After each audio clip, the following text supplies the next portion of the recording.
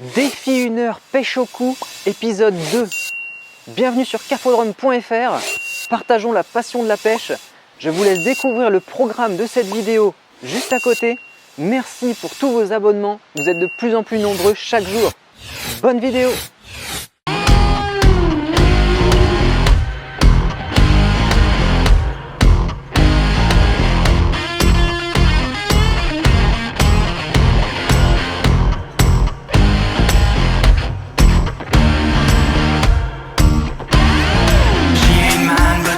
Fine, gonna take some time, gonna make her mine, gonna make her mine.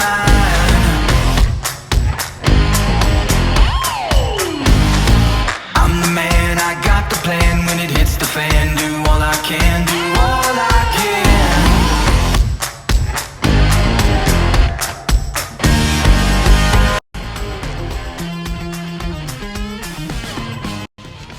Bonjour à toutes et à tous, bienvenue dans cette nouvelle vidéo sur carpodrome.fr. Deuxième épisode de la série pêche au cou défi 1 heure. Donc dans la première vidéo que j'ai fait il y a quelques semaines maintenant et qui a très bien marché, merci beaucoup, un très bon début. Vous avez vu, plutôt très compliqué, seulement une carte de sortie, 2 ou 3 casses. Et pour ceux qui ont déjà vu cette vidéo défi 1 heure, je vous la mets dans le coin si éventuellement ça vous intéresse, où il y avait une petite anecdote où c'était une pêche très difficile, l'après-midi très chaud. J'ai essayé de me faire quelques poissons sous le pont, mais j'ai adopté une mauvaise stratégie. Je me suis placé au milieu de la passerelle, donc les premières touches, les poissons sont partis à l'extérieur et j'ai cassé 2 fois dans les 10 premières minutes de pêche. Donc je me suis reparti sur une pêche à 11 mètres. Dans ce défi 1 heure, deuxième épisode, je suis revenu au même endroit, ce n'était évidemment pas prévu, mais plus en termes de vengeance quelque part. Je suis presque sûr que je vais faire plus d'une carpe, je suis confiant, les conditions sont plutôt correctes même s'il n'y a pas de soleil. Il y a quand même un vent du nord, donc ça va pas forcément cartonner, mais ça devrait être intéressant quand même. On est le 16 juillet il me semble, ou 17. La vidéo sortira dans 2 journées. Et on va attaquer cette pêche. Je vous fais le tour de la tablette. Je vais monter les 2 lignes. Donc vous avez vu, je me suis installé en accéléré. Je monte ces 2 lignes. Je fais le choix de revenir sur le même poste, mais cette fois-ci, je vais aller au bout du ponton. Juste derrière le pilier, je vais vous montrer juste après la zone de pêche. Une zone très intéressante de pêcher à des endroits différents. Je commence à vous faire des vidéos sur pêcher au bord des arbres, trouver des fonds différents, en bordure, ça mord extrêmement bien. Et le pilier ou les pontons comme ça sont aussi des zones excellentes parce que non seulement il va y avoir une différence d'un point de vue échange entre la lumière, mais aussi quelque chose qui rentre dans l'eau, donc d'un point de vue développement micro-organismes et donc nourriture potentielle à ces poissons, plus cache aussi potentiel, et tous ces facteurs font que des poissons s'accumulent sur certaines zones.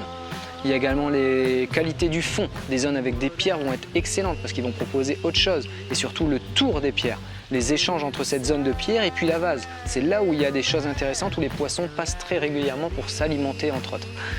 Et là, sur ce pilier, non seulement on va avoir ces apports en surface, ce pilier qui descend, mais aussi une interaction différente au niveau du fond, avec la base du pilier. Et c'est pour ça que les poissons vont passer très régulièrement. Il n'y a pas que ça, mais ça joue. Allez, je vous montre les 2 flotteurs que j'installe. Je mets en place une petite 0,10 comme ça. Hop, donc j'équipe un 0,10 et puis un 0,4 g. Donc 2 flotteurs avec quille carbone. Si vous remarquez, c'est un choix pour cette pêche. On va voir ce que ça dit. Je les installe. Ensuite, on parle de l'amorçage.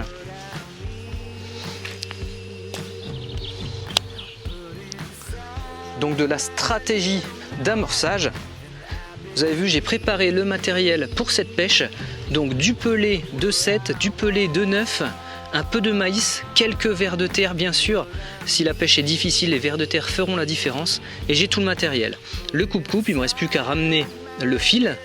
Le dégorgeoir éventuellement, même si on pêche avec des hameçons sans ardillon, ça peut servir quand même de temps en temps. Une sonde en 10 grammes, donc très légère. Et on a le 0,10 et la 0,4 en olivette pour équiper les lignes. Et je vous ai dit la zone de pêche. Dans le défi 1 heure, j'ai pêché à ce niveau-là et les poissons partaient systématiquement en dessous, je me faisais casser à l'opposé. Et aujourd'hui, je vais pêcher ici, au bout du pilier. Ça devrait être vraiment intéressant.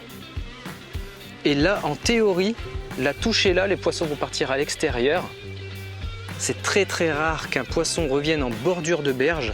Donc normalement, la pêche devrait beaucoup mieux se passer.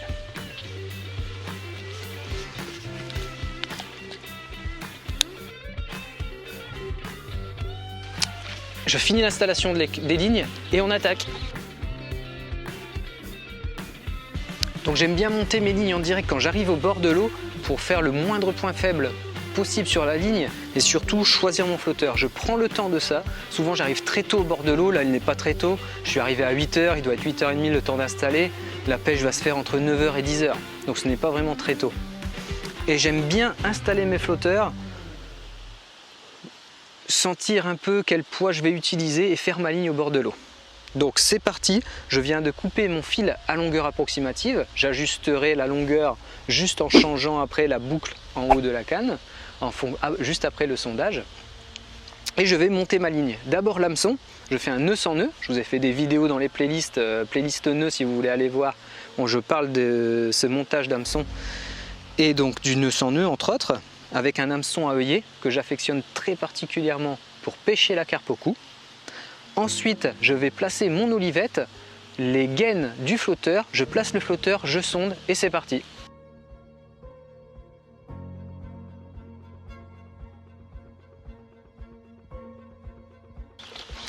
Voilà, tous les éléments sont passés, j'ai plus qu'à mettre mon petit plomb d'arrêt au niveau de l'olivette. Donc j'aime bien traîner de 10-12 cm pour commencer les pêches de ce type et généralement mettre mon plomb dessus. Donc je vais mettre à peu près à 30 cm le plomb, comme ça je traîne de 10 à peu près 20 cm au-dessus du fond et après en fonction des touches, je vais voir si je change la hauteur de cette plombée.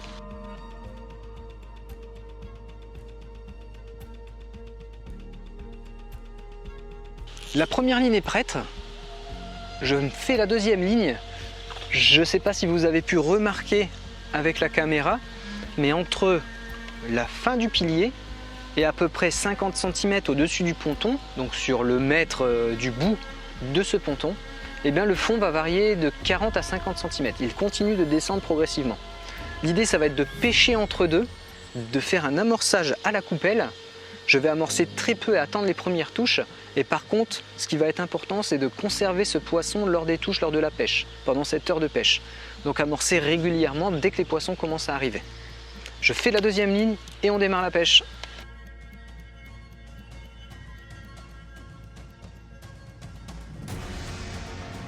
Et voilà, tout est prêt, mes deux lignes sont prêtes à pêcher. Je n'ai plus qu'à faire le contrôle de chaque ligne sur la flottabilité du flotteur pour qu'il soit le plus sensible possible.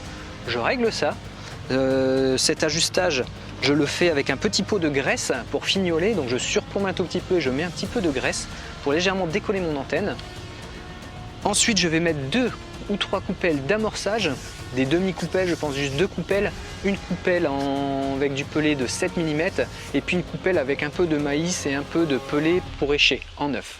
Je commence comme ça et j'attends les premières touches.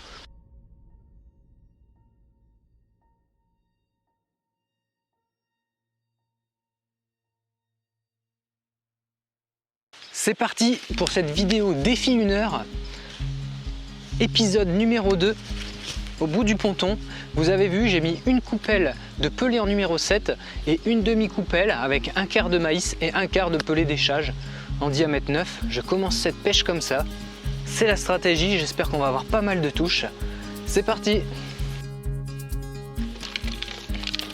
Je choisis la ligne de 0,4 pour commencer cette pêche. Donc là on a la 0,4 avec une seule olivette de 0,4, le correspond directement au poids du flotteur, à peu près 20 cm du fond.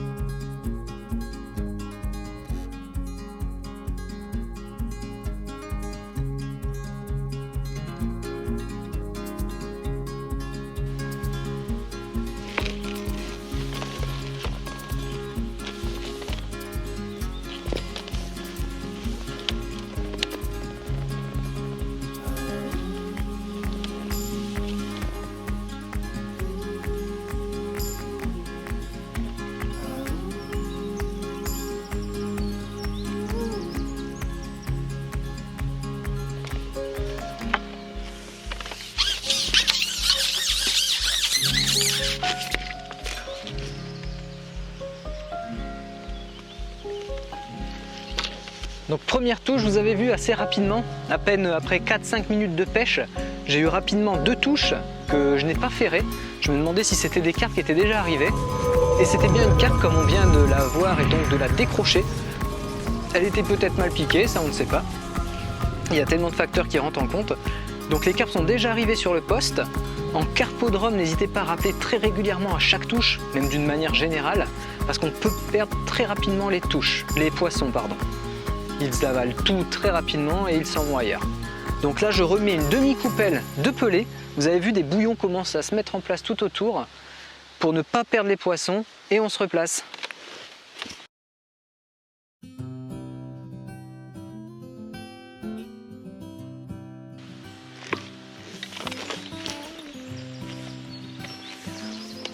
Nouvelle touche dans la foulée, à peine posée. Là, c'est parti vraiment très rapidement vers le large et j'ai décroché presque instantanément.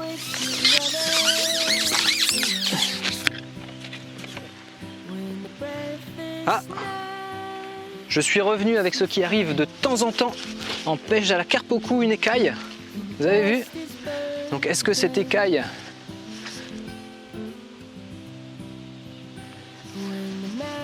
je l'ai prise parce que ça a décroché de la gueule ou est-ce que l'hameçon était pris directement dans l'écaille? Ça on le saura jamais, mais ça arrive de toute façon assez régulièrement en pêche de la carpe au cou. Donc 2 touches en moins de 10 minutes, 2 poissons loupés. Il est temps qu'on passe aux choses sérieuses et qu'on sorte un poisson. Je remets une petite coupelle, toujours pour ne pas perdre les poissons et c'est reparti.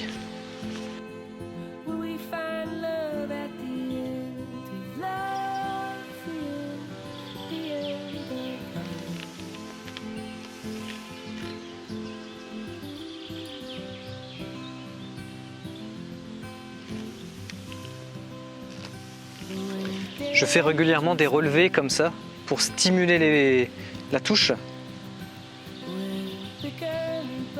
Parce que s'il y a plusieurs poissons qui cherchent le pelé sur le fond à s'alimenter, et bien juste ça fait quelque chose de différent, quelque chose qui se décolle du fond. Et si elles sont en concurrence alimentaire, et bien ça va avoir tendance à favoriser la touche.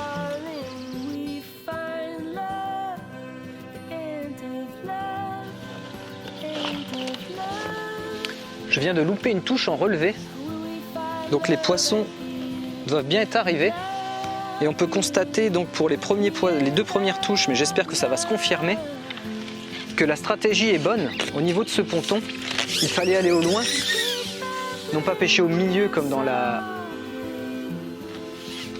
première vidéo du défi 1 heure, car les poissons partent bien au large. J'espère que ça va se confirmer pour les autres.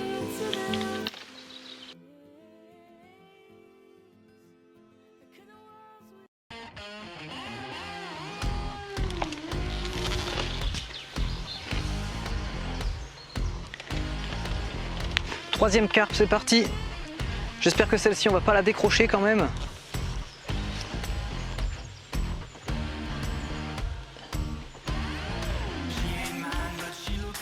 Et qu'on va pouvoir mettre un premier poisson dans l'épuisette. Sur ce défi 1 heure. Allez, on y croit.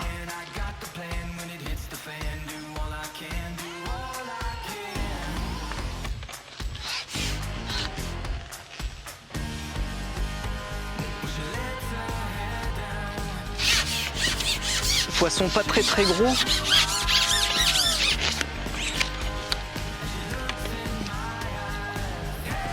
Mais qui fait un super petit combat. Une miroir. Poisson plutôt bien nerveux. Vous voyez.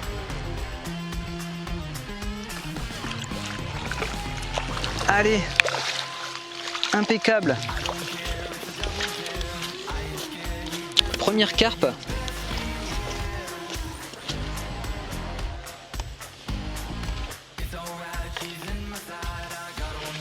Elle s'est décrochée. On la pèse. Et c'est reparti pour une nouvelle touche. J'espère ne plus décrocher. Donc vous voyez, ce premier quart d'heure de pêche est déjà fini. Il reste 3 quarts d'heure de pêche. Je vais remettre de la coupelle.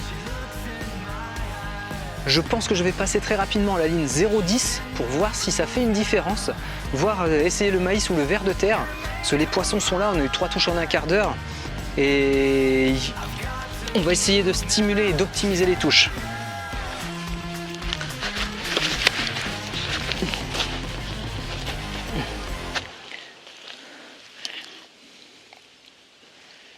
Premier poisson,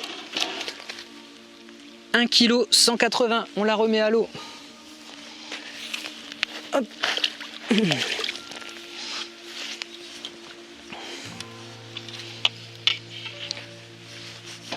Donc un petit carpeau pour commencer, presque 1,2 kg, une petite miroir, et on est parti pour les autres touches.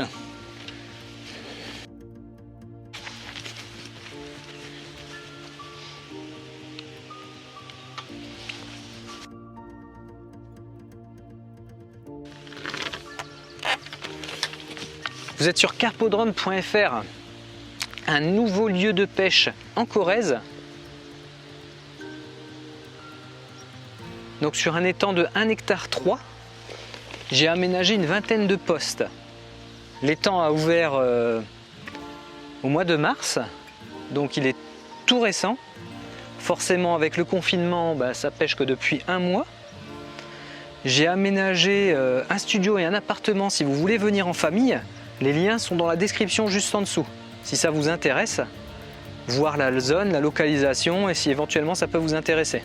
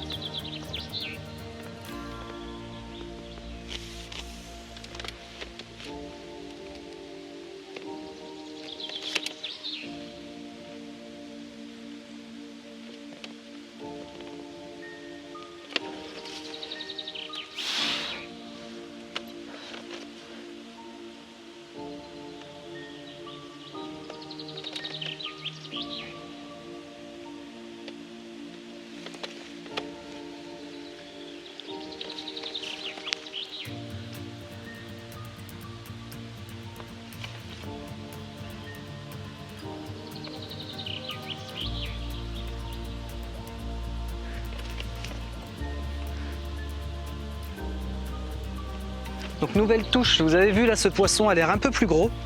Il a sorti énormément d'élastique. Bon, ça ne veut pas dire forcément, ce n'est pas une règle qui marche à chaque fois. Mais par contre, grosse touche au départ. Je venais d'avoir 3 touches d'affilée, à peine posées. Et je pense que c'était très probablement des touches de carpe. Donc là, je vais me concentrer, j'espère qu'on va sortir ce poisson. Voir si elle est bien un peu plus grosse. Parce qu'elle m'a sorti énormément d'élastique, elle fait un beau combat. Pas forcément un combat de très gros poisson qui va garder le fond et aller lentement. Ça speed quand même un peu. Donc c'est peut-être une belle petite commune, ce serait sympa. On va voir ça.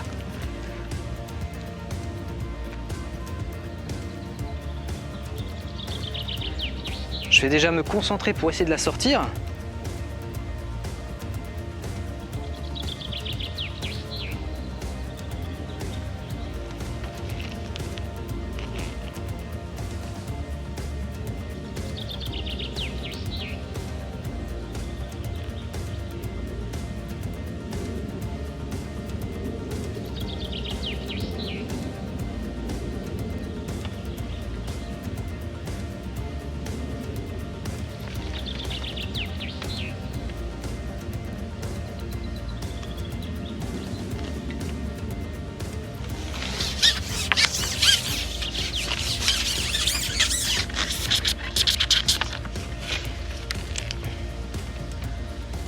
Non, non, petit poisson.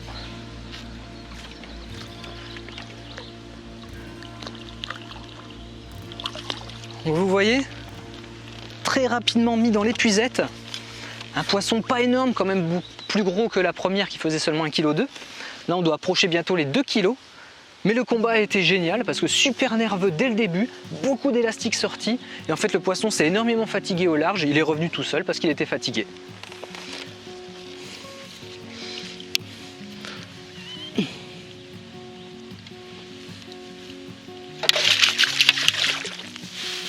Hop. Allez, combien fait-elle ?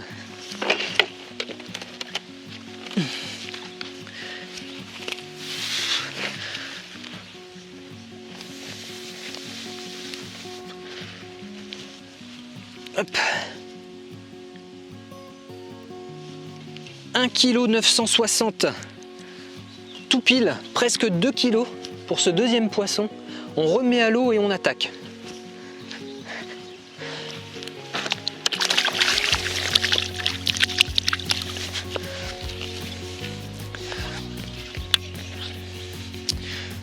Je regarde combien de temps ça fait. Donc ça fait 35 minutes de pêche. On est à peu près au milieu de la pêche. On a eu 2 carpes, 5-6 touches loupées, 2 carpes sorties, 1,2 kg et là juste un tout petit peu moins de 2 kg. Et depuis les 5 minutes avant de sortir ce poisson, j'ai eu 3 touches quasiment dans la foulée, à peine posées. Donc là je vais refaire pareil qu'il y a 10 minutes, un quart d'heure, remettre la même coupelle que je vous avais montré. Et par contre je vais mettre la ligne de 0,10 plutôt que cette ligne en 0,4 parce que le fait d'avoir des touches quasiment instantanément à la descente fait que les poissons s'activent beaucoup plus, donc il y a plus de concurrence alimentaire. Et le fait d'avoir un 0,10 va permettre d'avoir un pelé qui va arriver encore plus lentement sur le fond, de manière entre guillemets identique au pelé non pêchable, donc non sans hameçon tout simplement, ce qui est de plus naturel. Et plus vous allez présenter des éches de manière naturelle à ce qui fait autour, moins le poisson va entre guillemets réfléchir à réagir ou potentiellement à se dire attention sur ce pelé là ou cette éche là, parce que sur des endroits surpêchés ça arrive très régulièrement. Il faut savoir faire une différenciation, une distinction de ce type. Donc je mets la 0,10 et on essaye de refaire quelques poissons. On est à mi-pêche, une demi-heure, il nous reste une demi-heure, on attaque.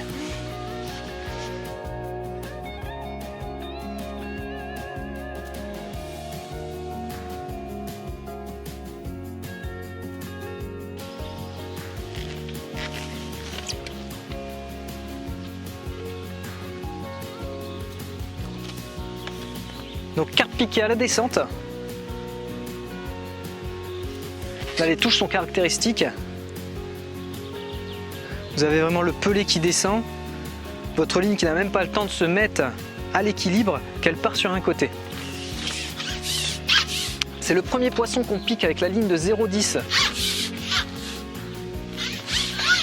Je vais me concentrer pour essayer de la sortir. Donc vous voyez des poissons ultra nerveux, ultra combatifs. Assez impressionnant.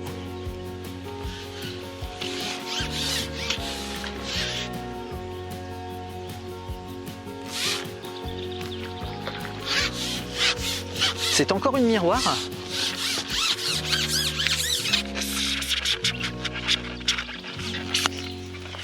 J'espère qu'on va pouvoir prendre une commune. Ce serait bien également.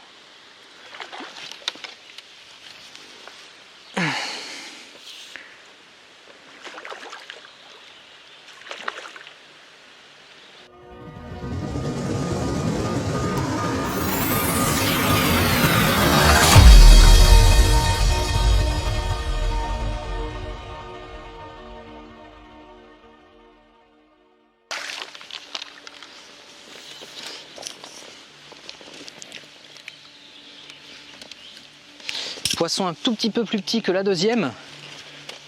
On va la peser.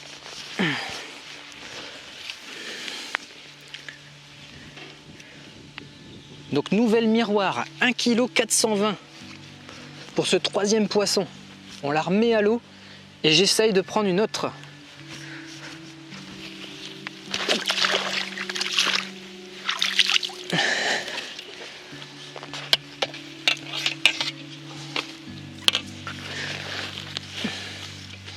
On va essayer de prendre une quatrième carpe et cette fois-ci, je vais mettre un verre de terreau. On va voir si ça déclenche plus rapidement la touche. C'est super intéressant de tester. C'est parti.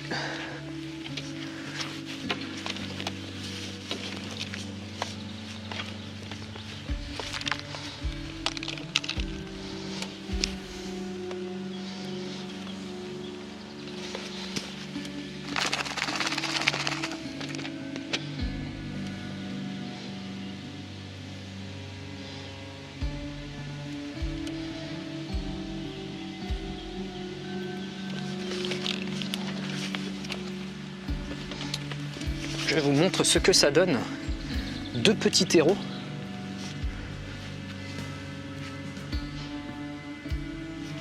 En espérant déclencher une touche.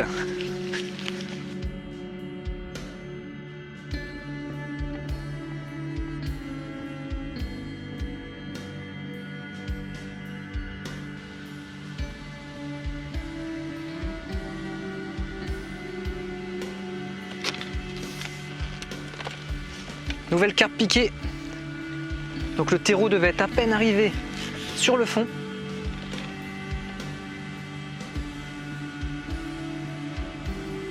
Là vous voyez, le combat n'a rien à voir. Le poisson tourne et reste sur le fond pour le moment.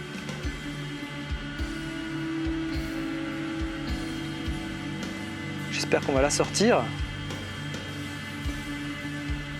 Peut-être une tanche. Ah oui! Donc là on a eu un combat de début caractéristique d'une tanche. Où les tanches vont très régulièrement tourner. Là je ne sais pas si vous l'avez vu à la caméra, mais c'est ce qui s'est produit. Donc forcément hein, la tanche va se débattre, mais avec un élastique comme ça monté pour une carpe, bah, ça dure pas longtemps, elle est rapidement fatiguée. C'est quand même une belle petite tanche. C'est sympa. Hop, on va la peser, je vous la montre. Probablement un de mes poissons préférés. J'adore la couleur, la morphologie des tanches.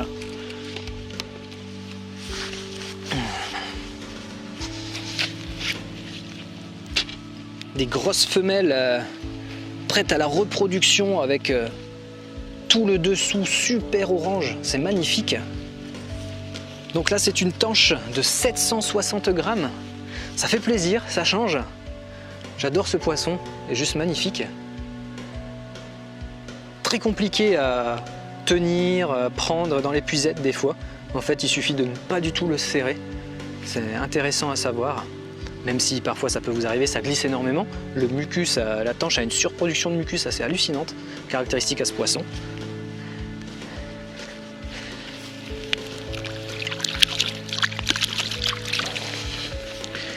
Et pour pêcher les tanches, il y a énormément d'astuces. Déjà les moments, la période de la journée. On va avoir aussi des actions sur l'amorce. Elles apprécient énormément tout ce qui va être à base d'épices, d'épicéine, pain d'épices, donc tous ces différents ingrédients que vous pouvez ajouter à votre amoche ou pêcher uniquement avec ça. Et elles affectionnent les vers de terre, entre autres, dans l'alimentation ou dans les types d'èches. Comme par hasard, on vient de l'avoir au vers de terre, c'est pas forcément un hasard. Allez, je remets les vers de terreau et c'est reparti.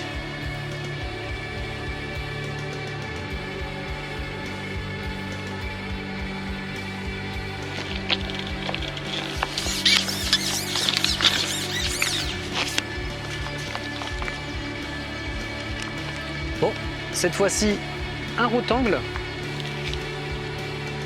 qui a bien avalé. Je vais remettre un pelé en espérant refaire une carpe parce que là ça fait déjà 50 minutes de pêche, il reste 10 minutes. Donc on a décroché 2 ou 3 carpes, 3 carpes de sortie, une tanche de sortie, un rectangle, un gardon. Ce serait bien de refaire une carpe. Allez, 10 dernières minutes de pêche, je viens de replacer ma bague. Je remets un pelé de diamètre 9 et c'est parti.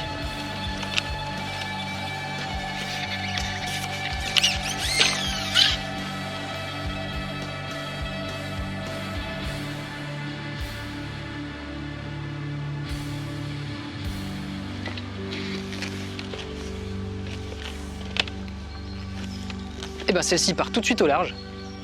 Pas compliqué.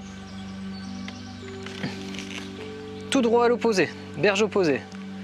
Là, elle a tourné légèrement et elle part sur la gauche.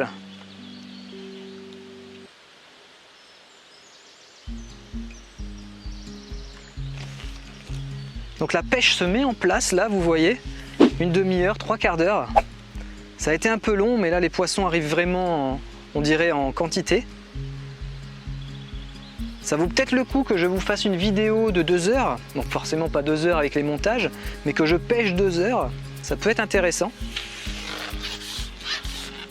Je vais vous parler des futures vidéos, donc très probablement demain, une vidéo où je vais vous parler des plombs, quel type de plomb il existe. Donc entre les plombs ronds, les bipercés, les plombs style, quel est un peu leur intérêt et leur action et à quel moment les utiliser, pour quel type de pêche. Ensuite, je vais vous parler de la fixation d'un méthode feeder également, qui est intéressant à voir, et puis quand on débute, c'est toujours super intéressant de savoir tout ça. Je vous propose peut-être la semaine prochaine une vidéo de ce type, pas forcément défi 1 heure, ou alors on ouvre une playlist défi 2 heures, pourquoi pas, ça peut être intéressant. Où je vais changer de poste, essayer d'aller prendre un poste peut-être où il y a une berge, ou des arbres, peut-être le poste 21 où on pourrait pêcher à la fois dans le virage, au bord des berges à 10 mètres, puis sur la poste normale 21. On va peut-être faire ça. Défi 2 heures, dites-moi ce que vous en pensez dans les commentaires. Et après, on va également faire une vidéo où je vais vous présenter comment je fais de la pâte. Donc une pâte toute simple, mais qui marche vraiment super bien. Donc c'est de la farine et de l'eau, je mets rien d'autre, avec de l'arôme.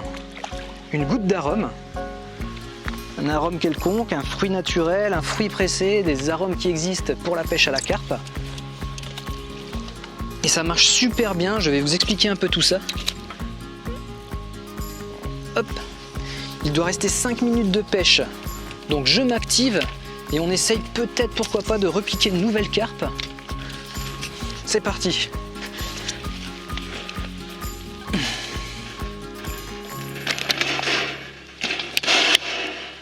« 1,570 kg pour ce poisson. Vous avez vu les écailles? Vachement sympa. Un jeu d'écailles sur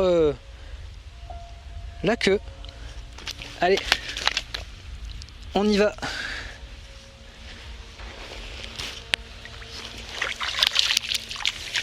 Les 5 dernières minutes de pêche.